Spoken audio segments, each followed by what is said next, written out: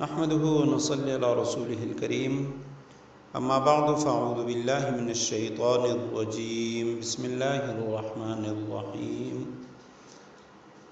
ولا يزالون يقاتلونكم حتى يردوكم عن دينكم إن استطاعوا ومن يرتد منكم عن دينه فيمت وهو كافر فأولئك حبطت أعمالهم في الدنيا والآخرة أولئك أصحاب النار هم فيها خالدون وقال تعالى ودوا لو تكفرون كما كفروا فتكونون سواء صدق الله العظيم وصدق رسوله النبي الأمي الصادق الأمين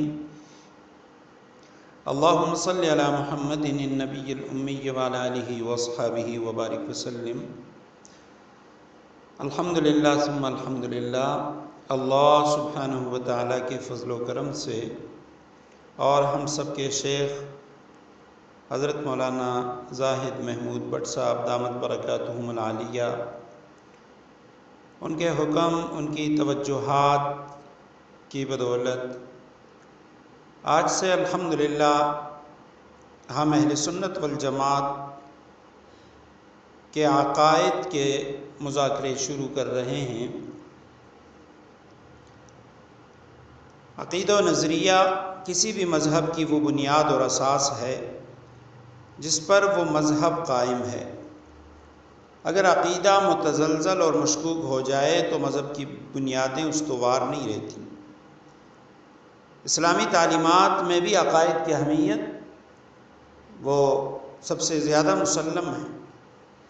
قرآن و سنت میں عقائد کی اصلاح اور درستگی پر بہت زیادہ زور دیا گیا ہے۔ یہی وجہ ہے کہ اکثر آیات قرآنیہ عقائد کی درستگی کے بارے میں نازل ہوئی ہیں اور عقائد کی بظاہر معمولی غلطی بسا اوقات دائرہ اسلام سے نکلنے کا سبب بن جاتی ہے۔ اعمال میں کمی کوتاہی کا نقصان وہ اتنا زیادہ نہیں ہوتا، اس سے وہ فساد پیدا نہیں ہوتا جو فساد عقیدے کی خرابی سے ہو جاتا ہے۔ اور خاص طور پہ آج کا جو دور ہے یہ فتنوں کا دور ہے۔ قرآن و سنت نے ہمیں یہی بتایا کہ ایسے وقت میں ایمان کا بچانا یہ بڑا مشکل ہو جائے گا۔ حالانکہ ایمان یہ اللہ سبحانہ و تعالیٰ کی نعمتوں میں سب سے بڑھ کر نعمت ہے۔ وَإِن تَعُدُّوا نِعْمَةَ اللَّهِ لَا تُحْصُوهَا، نعمت ایمان دنیا کی تمام نعمتوں سے افضل ہے۔ وجہ یہ ہے کہ اخروی نجات وہ صرف ایمان کی بدولت ہے۔ اور قرب قیامت میں ترمذی شریف کے اندر کتاب الفتن میں ایک روایت ہے کہ کفر و ایمان پر خاتمے کے اعتبار سے انسانوں کی 4 قسمیں ہیں۔ حضرت ابو سعید خدری رضی اللہ تعالیٰ عنہ راوی ہیں، آپ صلی اللہ علیہ وسلم نے عصر کے بعد طویل خطبہ ارشاد فرمایا اور قیامت تک آنے والے بہت سے حالات بیان کیے، اور پھر ارشاد فرمایا الا ان بنی آدم خلقوا علی طبقات شتیٰ، سنو بنی آدم اللہ سبحانہ و تعالیٰ نے اس کو مختلف طبقوں میں مختلف گروہوں میں پیدا کیا۔ فَمِنْهُمْ مَنْ يُولَدُ مُؤْمِنًا وَيَحْيَا مُؤْمِنًا وَيَمُوتُ مُؤْمِنًا، کچھ تو وہ ہوں گے مومن کے گھر میں پیدا ہوں گے، ایمان کی حالت میں زندگی گزاریں گے اور ایمان پر موت آئے گی۔ وَمِنْهُمْ مَنْ يُولَدُ كَافِرًا وَيَحْيَا كَافِرًا وَيَمُوتُ كَافِرًا، کچھ وہ ہوں گے کافروں کے گھر پیدا ہوں گے، کفر پر زندگی گزاریں گے، کفر پر ان کی موت آئے گی۔ وَمِنْهُمْ مَنْ يُولَدُ مُؤْمِنًا وَيَحْيَا مُؤْمِنًا وَيَمُوتُ كَافِرًا، کچھ وہ ہوں گے جو مومن کے گھر میں پیدا ہوں گے اور ایمان پر زندگی گزاریں گے، مومن ایمان کی حالت میں زندگی گزاریں گے، لیکن ان کا خاتمہ ان کی موت وہ کفر پہ آئے گی۔ وَمِنْهُمْ مَنْ يُولَدُ كَافِرًا وَيَحْيَا كَافِرًا وَيَمُوتُ مُؤْمِنًا، کچھ وہ ہوں گے جو کافر کے گھر میں پیدا ہوں گے، زندگی وہ کفر پر گزاریں گے، لیکن اللہ سبحانہ و تعالیٰ انہیں موت وہ ایمان کی حالت میں عطا کریں گے۔ تو اس لیے اپنے ایمان کی فکر کرنا یہ سب سے زیادہ ضروری ہے۔ اور انبیاء کرام ان کے بارے میں جب ہم قرآن میں دیکھتے ہیں، انبیاء کرام کے علاوہ اہل سنت والجماعت کا یہ عقیدہ ہے کہ انبیاء کے علاوہ کسی کے ایمان کے باقی رہنے کی کوئی گارنٹی نہیں۔ ہر شخص کو اپنے ایمان کے بارے میں ڈرنا چاہیے۔ اب انبیاء کرام کے ایمان کی گارنٹی کے باوجود وہ کفر و ارتداد سے پناہ مانگا کرتے تھے۔ سورہ ابراہیم کی آیت نمبر 35 میں حضرت ابراہیم علیہ السلام کی دعا ہے، وَجُنُبْنِي وَبَنِيَّ أَن نَعْبُدَ الْأَصْنَامَ، اے اللہ میری اور میری اولاد کی حفاظت فرما کہ ہم بتوں کی پوجا پاٹ کریں۔ یعقوب علیہ السلام کی اولاد کو نصیحت ہے، سورہ بقرہ آیت نمبر 133 میں، ام کنتم شہداء اذ حضر یعقوب الموت اذ قال لبنیہ ما تعبدون من بعدی، میرے بعد کس کی عبادت کرو گے؟ بیٹوں نے جواب دیا، الہک و الہ آبائک ابراہیم، تیرے رب کی اور تیرے آبا و اجداد کے رب کی۔ حضرت یوسف علیہ السلام کی دعا سورہ یوسف آیت نمبر 101 میں، فاطر السماوات والارض، اور اس کے آخر میں فرمائے توفنی مسلمن، اے میرے پروردگار مجھے اسلام پر موت عطا فرما۔ اور نبی علیہ السلام کی مبارک دعاؤں میں ترمذی شریف کی روایت ہے، حضرت ام سلمہ رضی اللہ تعالی عنہ نے فرمایا آپ علیہ السلام اکثر یہ دعا پڑھا کرتے تھے، یا مقلب القلوب ثبت قلبی علی دینک، اے دلوں کے پھیرنے والے میرے دل کو اپنے دین پر ثابت قدم رکھ۔ حضرت ام سلمہ رضی اللہ تعالیٰ عنہ نے سوال کیا، یا رسول اللہ آپ یہ دعا کیوں مانگتے ہیں؟ آپ علیہ السلام نے فرمایا انہ لیس آدمی الا وقلبہ بین اصبعین من اصابع اللہ، ہر انسان کا دل واللہ سبحانہ وتعالیٰ کی 2 انگلیوں کے درمیان ہے، پس فمن شاء اقام ومن شاء ازاغ، جسے چاہے وہ دین پر ثابت قدم رکھے اور جسے چاہے تو اس کو گمراہ کر دیں، اس کے دل کو پھیر دیں۔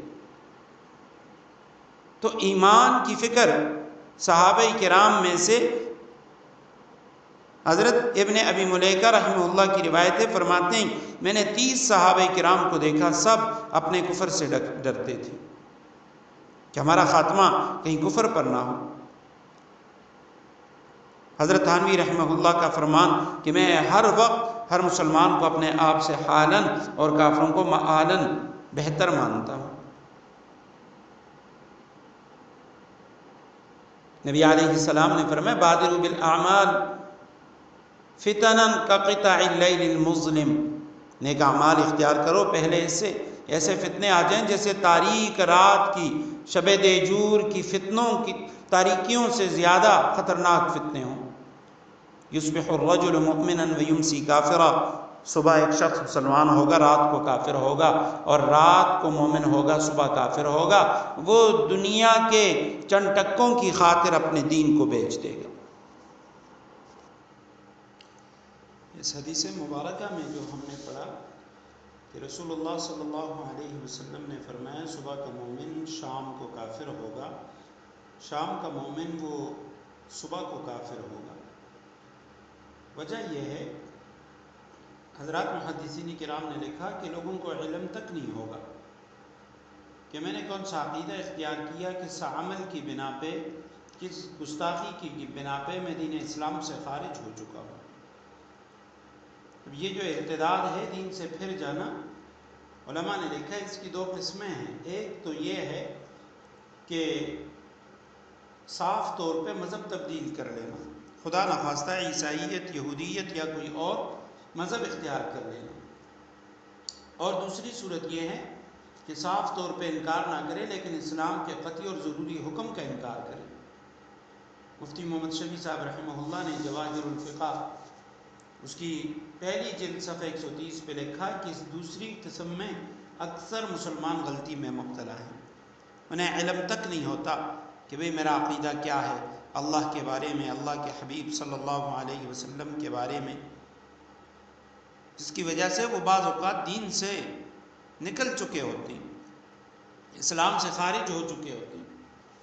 حضرت مولانا عبد الماجد دریابادی رحمہ اللہ بڑی عظیم شخصیت، وہ فرماتے ہیں کہ کالج کے زمانے میں رسول اللہ صلی اللہ علیہ وسلم کے بارے میں میرا نظریہ یہی تھا کہ آپ علیہ السلام دنیا کے عام لیڈروں کی طرح ایک لیڈر ہیں، اور فرماتے ہیں کہ خدا نخواستہ اگر اسی عقیدے پہ میں مر جاتا تو میری نجات ناممکن تھی.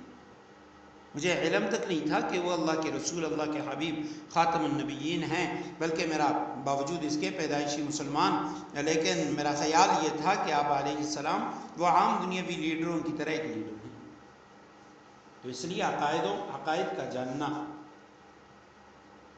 یہ انتہائی اہم اور ضروری ہے، اور اسی کے مطابق اسی عقیدے پر دنیا سے رخصت ہونا یہ نجات کے لیے ازبز ضروری ہے. خدا نخواستہ اگر عمل کے اندر کوئی کمی کوتاہی ہو جائے اللہ سبحانہ وتعالیٰ معاف فرما دیں گے، لیکن عقیدے کے اندر کسی قسم کی کوئی لغزش، عقیدے میں کسی قسم کے کوئی شک و شبہ، اس پہ کسی صورت میں بھی نجات ممکن نہیں ہے.